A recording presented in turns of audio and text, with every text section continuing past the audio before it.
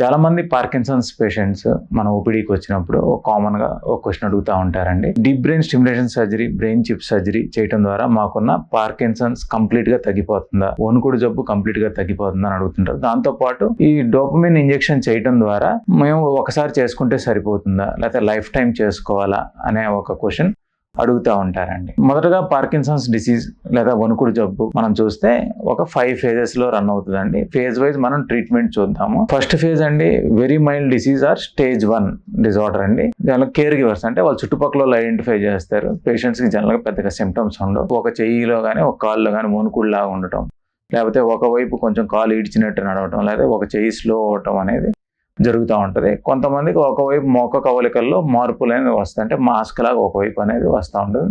ఇది very mild disease.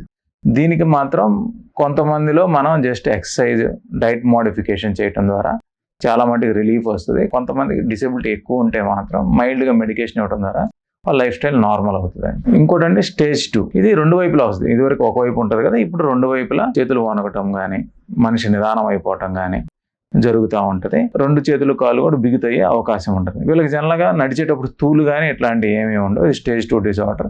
వీళ్ళు కూడా ఎక్సర్సైజ్ చేయడం, మెడికేషన్ టైట్రేట్ చేయడం ద్వారా వాళ్ళ లైఫ్ స్టైల్ నార్మల్గా ఉంటుందండి. వీళ్ళకి ఎటువంటి సర్జరీలు కానీ ఏమీ అవసరం ఉండవు. స్టేజ్ 3 పార్కిన్సన్స్ డిసీజ్ అండి.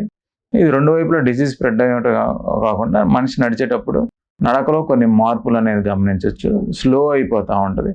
మనిషి బెడ్ మీద దొల్లినప్పుడు కూడా కొంచెం అటు ఇటు తిరగటం అనేది కష్టం అవుతూ ఉంటుంది. అంటే చేతులు కాళ్ళతో పాటు ట్రంక్ పార్ట్ కూడా ఇన్వాల్వ్ అయితే మనం స్టేజ్ 3 డిజార్డర్ కింద మనం ఐడెంటిఫై చేయాలి.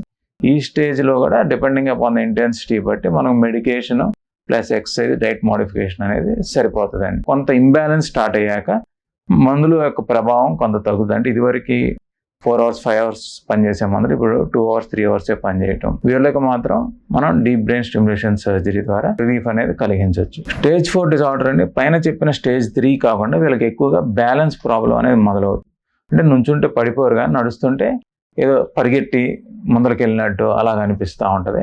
వీళ్ళలో కొంతమందికి హాలుసినేషన్స్, అంటే ఉన్నాయి లేనట్టు లేని ఉన్నట్టు అనేది అనిపిస్తూ ఉంటుంది. దీన్ని మనం సైకోసిస్ అంటాం. ఇందులో ఎర్లీ స్టేజ్ లో మనం డీప్ బ్రెయిన్ స్టిమ్యులేషన్ సర్జరీ చేయడం ద్వారా రిలీఫ్ అనేది కలిగించవచ్చు. వీళ్ళకి మార్నింగ్ 8 to 10 hours వాళ్ళు యాక్టివ్గా ఉండేటప్పుడు మనం డోపమిన్ ఇన్ఫ్యూజన్ ఇవ్వడం ద్వారా వాళ్ళ పని వాళ్ళు చేసుకోగలుగుతారండి. Final stage of Parkinson's disease అండి. ఇది స్టేజ్ 5 పార్కిన్సన్స్ డిసీజ్. ఇది చాలా మటుకి వాళ్ళ నడక అనేది కట్టేయలేకపోతుంది. అంటే ఇదివరకు నడవలేరు. వాళ్ళు చాలా మటుకు వీల్ చైర్ బౌండ్ లేదా బెడ్ బౌండ్ ఉంటారు. నాన్ మోటార్ సిమ్టమ్స్ అంటే నడక ఈ ప్రాబ్లమ్సే కాకుండా ఎక్కువగా హాలుసినేషన్స్ రావటం, సైకోసిస్ రావటం అనేది జరుగుతూ ఉంటుంది. ఈ స్టేజ్ ఆఫ్ డిజార్డర్లో మనం వీళ్ళకి మందుల ద్వారానే రిలీఫ్ అనేది వస్తుంది.